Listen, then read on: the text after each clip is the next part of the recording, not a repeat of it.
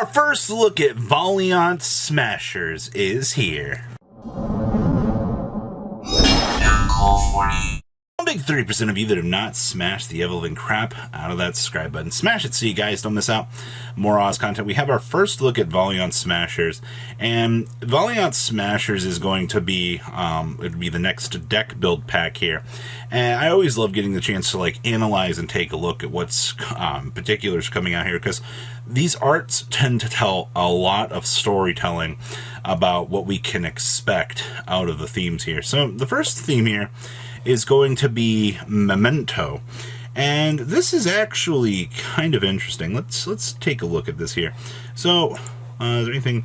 An enormous monster that revives again from oblivion. Oh boy, so it's Sacred Phoenix of Nephthys here. So the first thing that I see about the particulars of this guy is we have that ever so famous border that a certain artist tends to demonstrate out here.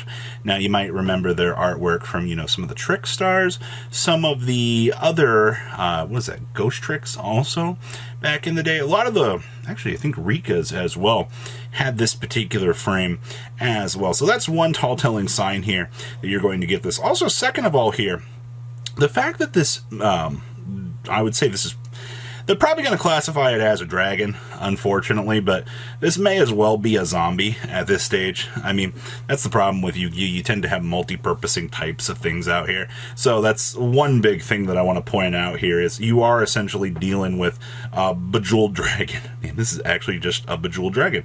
So this dragon infinitely revives itself. It's probably going to be a once per turn revive itself, and this is probably going to be a giant synchro, if I had to guess. If they're going to slap this on an effect monster, I have a feeling that that wouldn't be, like, too crazily accepted, but they tend to, well, a regular effect monster, nothing from the X deck. It'd also be really cool if this was an Exceed, but a dragon that revives itself doesn't necessarily fit the bill with current running Exceed themes at this point in time. So that's kind of something that I wouldn't go along with too much. But also keep in mind here with the skull hands that this might actually be a combination monster of other things. That's why I initially mentioned, you know, the synchro idea here, because you're essentially combining these different dragons together.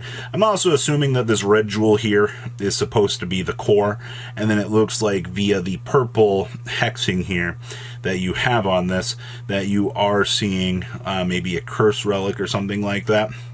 This would be really cool if this was something like Runic, where, you know, all of the bits and pieces kind of come together and you form this dragon. So, like, the blue gems could be a card, the green gems could be a card, the red could be one. So it's what, 1, 2, 3, 4 gems up here. Yeah, this, and then 5 up here. You could have 5 gems effectively combined together to make this. So the Bejeweled Dragon here would be a really cool theme. But I would love to see this actually classify itself into the zombie theme, especially since you have like the darkness around the edges here actually portraying itself out here. So Konami, don't disappoint me on this one. This is actually one of the nicest looking arts that I have seen in a very long time. The amount of detail and precision actually built onto this thing is actually spectacular, and the frame just brings it together.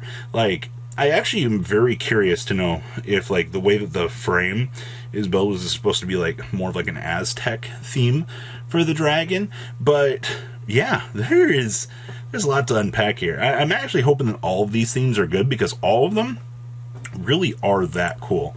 Now down here we have Centurion, Iron Knights that start up with the power of bonds. Well, first of all, my first initial problem with this is just, we decided that we wanted to go ahead and rehash Kit and the Spriggans. Like, tell me that this just isn't, you know, Kit piloting another mech. So the little knight girl hops in her mech, and with the power of friendship, we start the X208 Strike Freedom, and we are off on a mission. I love the little mark on the knight. This is like the first coolest detail that I saw here. Was this reminds me a lot of like Overwatch paint and how they would like mark their little symbols on their bots. But I'm also very curious to know, like, is this supposed to be a boss monster? Are we gonna get the pilot separate from the mech as well. That's another thing, because with this particular theme, there's a lot of things that they can do. Because if you make the pilot and then you make like the mech be like the combination of them, then that's really cool, because then essentially all of the pilots can be search cards for the theme. So that's something particularly interesting too. But looking at how this is probably going to be a Link monster theme, if I had to guess. Typically with sorts of things like this, I mean, I guess you can toss it into the synchro pile too, but I'm not particularly that excited about this. There's a couple of things, like I said, that stand out to me. I like the fact that I guess they did rehash Kit and Spriggans for this, so I do feel like this is a little bit cooler. Well, actually, no, Kit was the supreme cool being. You saw the way that they wore the glasses in the final fight. Also, the magical circles here, I'm actually hoping that this doesn't have anything to do with spell counters. Please, you've got a mech here. You have an absolutely adorable pilot as well. Don't try to force spell counters on this archetype. If we've learned our lesson, spell counters are not good. I also like the fact that, once again, I feel like we're back to that magical, jewel infusion with this set. I'm actually wondering if what they were talking about with Valiant Smashers is maybe a reference to a jewel here, or some sort of jewel. Because that's now, once again, you have two themes that you're seeing out here, and Bejeweled Dragon over here is not doing us any favors. So I'm this theme stumps me the most. But once again, when you pay attention to the detail, this is a very nice little inclusion here. The finer details of the pilot, I hope that the pilot can be a separate card. That way we can actually see some of the details for this, because I feel like you lose a lot of the particulars for that here just by having it at this point. But this is probably going to be the boss monster of the theme. Oh boy, let me tell you, I don't know. I should be excited for Robot Mech, but I'm not. And then there is this. Now this was a very interesting thing that we saw happen here. They gave us two arts here. The voices of angels and demons influence the tides of battle. Now the first thing that you're going to notice here is our dear friend, the Trickstar artist, is back at it again. They got two themes this set, the way it looks. So that very notorious border is very good. But the thing is, if you notice, these arts are a little bit more extended than what we had with previous pieces, which means it's probably going to be, I'm actually expecting this to be a pendulum theme at this point, especially when they mention the voices of angels and demons. Come on, you couldn't have told us any louder that you were literally doing the, what's the whole bit, the whole angel on one shoulder and then the demon on the other, is exactly what this theme is. They're pushing for the fact here that you're getting that. Now the other piece of art here, the angel side of things here, yeah, look at the amount of detail on the border.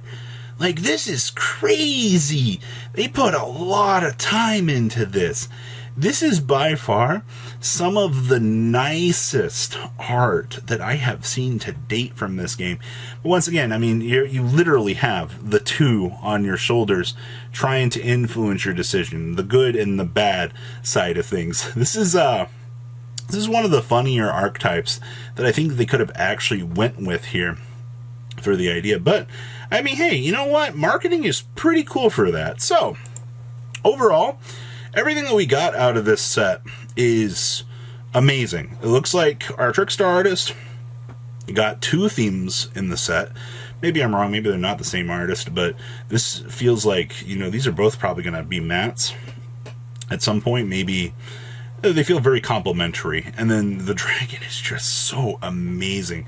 So which of these themes are you most excited about? What from this set do you actually think is going to be the tier 1 deck?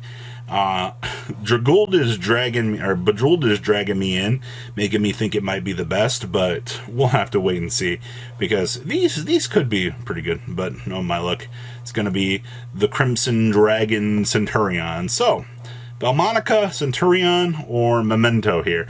Please leave a comment down below. Tell me what you guys think. I'll see your beautiful faces back here later in the day, guys. Peace out. Patrons. Thank you.